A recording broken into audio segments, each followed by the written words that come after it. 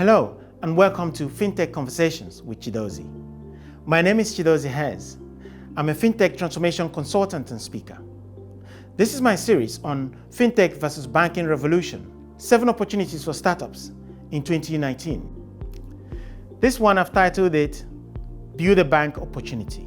The big banks have a very big problem with their legacy systems because it's very hard to scale those systems. Therefore, what they're doing is they are inviting startups to help them to build a bank that will have the same character as their current bank without interrupting their current system, but building something that's independent of their current system using the most modern technology. That way, they're able to achieve massive cost savings, zero interruption to their current service, and a better service for their customers. One of the banks that have been bold enough to do this today is Standard Chartered Bank. They are rebuilding their bank from the scratch. Now, what I predict is that most of the other banks will follow suit.